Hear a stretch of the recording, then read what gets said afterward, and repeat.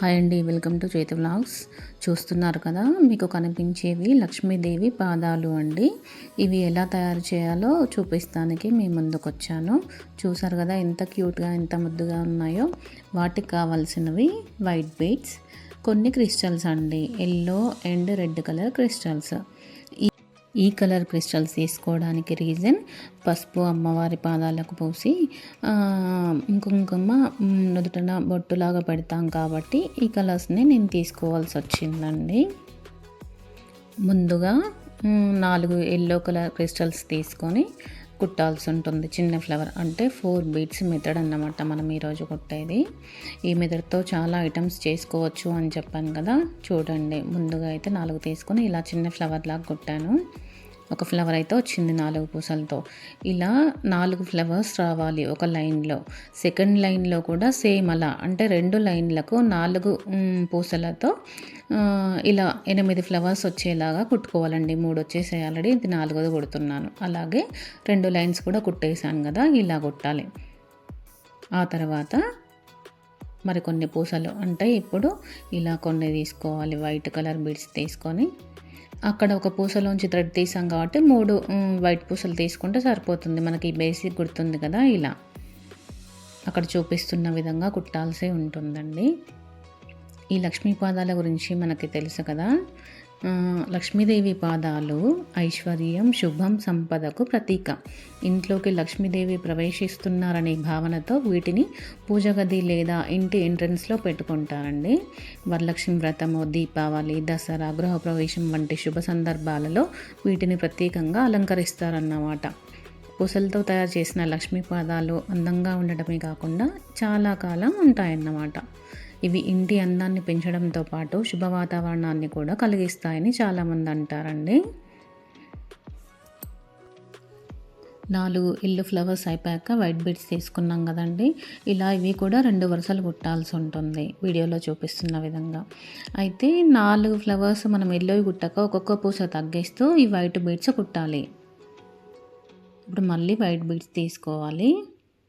ఈ ఎరుపు, తెలుపు, బంగారు రంగుల పూసలతో తయారు చేయడం వల్ల వీటికి మంచి అట్రాక్షన్ వస్తుందండి. అందుకే ఇవి తీసుకున్నాను. పసుపు ఏమో అమ్మవారి పాదాలకు పూసినట్టు, కిందికి మాత్రం అడుగు వైపు మాత్రం నేను రెడ్ కలర్ పూసలతో వేస్తాను. ఎందుకంటే పారాని రాసినట్టుగా నేను ఆలోచించుకొని కుడుతున్నాను అన్నమాట. అలాగే వేళ్ళకు కూడా, అంటే పాదాలకి ఉన్న వేళ్ళకి కూడా నెయిల్ పాలిష్ లాగా రెడ్ కలర్తోనే వేస్తాను. ఇది కుట్టాక మాత్రం ఎంత అందంగా ఉంటుందో మీరు చూడబోతున్నారు. సేమ్ ఇలానే థర్డ్ లైన్ కూడా కంప్లీట్ అయిపోయింది. అయితే వైట్ బీడ్స్ సెకండ్ లైన్ వరకు తక్కువ తీసుకొని థర్డ్ లైన్కి మాత్రం ఇంకొక పూస ఎక్కువ తీసుకోవాల్సి ఉంటుంది. చూసారు కదా, అది ఒక పూస లోపలికి ఉంది. ఇప్పుడేమో థర్డ్ లైన్ది మాత్రం ఇంకో పూస ఎక్స్ట్రా వేసాను నేను. అంటే ఈ క్రాస్లో అన్నమాట, అడుగు భాగం ఈ క్రాస్లో వస్తుంది అన్నట్టు. సగం షేప్ అయితే వచ్చేసింది కదా. ఇప్పుడు రెడ్ కలర్ క్రిస్టల్స్ తీసుకోవాల్సి ఉంటుందండి. ఎందుకంటే ఇంకా అడుగు భాగం కొట్టబోతున్నాను. ఎందుకంటే పారాణిలాగా అని చెప్పాను కదా, అలా కొన్ని పూసలు నేను ముందు ఒక డ్రా గీసుకొని ఏ పూస ఎక్కడ పెట్టాలని ముందే క్యాల్కులేషన్ చేసుకొని ఎన్ని పూసలు పడతాయో కూడా చూసుకొని ఆ తర్వాత కుడుతున్నా అండి. సో ఇలా ఒక లైన్ అయితే అయిపోయింది. నెక్స్ట్ ఇంకో లైన్ కూడా ఇలానే కుట్టాల్సి ఉంటుంది. చాలా ఈజీగా అయిపోతుందండి. ఇంటికి మంచి అట్రాక్షన్ కూడా ఇది.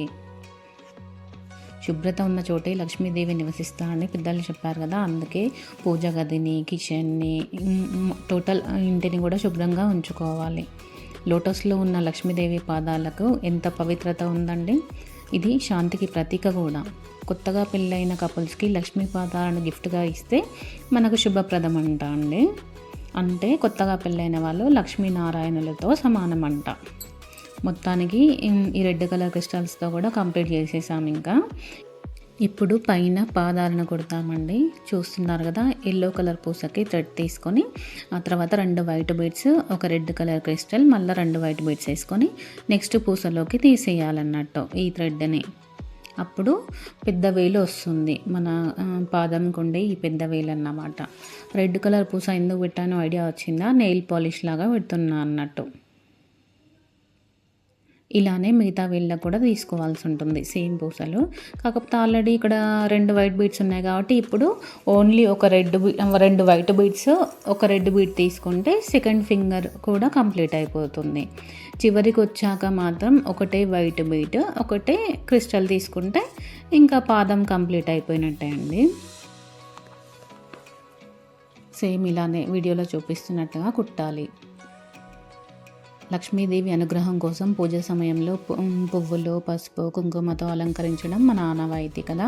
శ్రావణ మాసంలో దీపావళి, ధనత్రయోదశి, వరలక్ష్మి వ్రతం వంటి సందర్భాలలో వీటికి ఎక్కువ ఇంపార్టెన్స్ ఉంటుంది. మీకు కూడా తెలుసు కదా.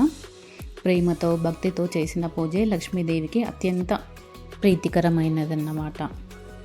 చూసారు కదా, అలా 1, 2, 3 ఫింగర్స్ అయితే కుట్టేసామండి. బీడ్స్తో చేసిన లక్ష్మీ పాదాలు పూజ కోసం మాత్రమే కాకుండా అందమైన గిఫ్ట్గా కూడా ఇవ్వచ్చండి. ఇవి మెయిన్ డోర్ దగ్గర పెట్టుకొని పూజ చేస్తే మంచిది అంటారు. నార్మల్గా పాదాల గురించి అయితే మీకు తెలుసు కదండి. పూజ గదిలో పెట్టి అక్షతలు, పూలు చల్లుకుంటూ పూజలు కూడా ఎంతోమంది చేస్తూ ఉంటారు కదా. వీటి వాల్యూ తెలిసిన వాళ్ళు. ఇంటికి సానుకూల శక్తి, శాంతి, ఆనందం రావాలని అమ్మవారి పాదాలకైతే పూజ చేసుకుంటాం మనం. లక్ష్మీదేవి ఇలా చేయడం వల్ల ఇంట్లోకి ప్రవేశించి ఆశీర్వదిస్తుందని మన పెద్దవాళ్ళ విశ్వాసం. చూసారు కదా, చివరి వేలుకి వచ్చేసరికి ఒకటే వైట్ బీట్ అండ్ క్రిస్టల్ పడుతుందని చెప్పాను కదా. ఈ చిటికన వేలు అన్నమాట. మొత్తానికైతే కంప్లీట్ చేసేసాము ఈ పాదంని. ఎల్లో, వైట్, రెడ్ ఈ బీడ్స్ వల్ల మాత్రం చాలా అందం వచ్చింది కదండి ఈ పాదానికి. చివరగా ఇలా కొట్టి థ్రెడ్ని అయితే తీసేసాను. ఎంత ముద్దగా ఉందో కదా. కింద అడుగు భాగం చూడండి రెడ్ కలర్తో ఎంత బాగుందో. ఇప్పుడు ఇంకో పాదాన్ని కూడా చూపిస్తాను. నేను ముందే కుట్టి పెట్టానండి. ఇలా అన్నమాట. ఎంత బాగున్నాయో కదా అండి. ఈ లక్ష్మీ అమ్మవారి పాదాలు శుభం, సంతోషానికి ప్రతీక అండి.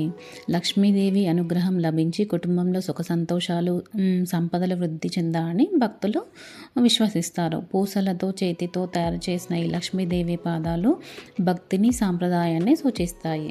నేను పాదాలు మాత్రమే కాకుండా అలా ఒంటరిగా ఉంచొద్దు అన్నట్టుగా ఇలా ఒక చిన్న లైన్ 4 బీడ్స్తో వేశానండి. అటొకటి ఇటొకటి. ఇప్పుడు ఎంత అందంగా ఉంది కదా అండి. మీకు ఈ అందమైన లక్ష్మీదేవి పాదాలు నచ్చితే లైక్ చేసి మీ ఫ్రెండ్స్కి షేర్ చేయండి. Thank you so much friends.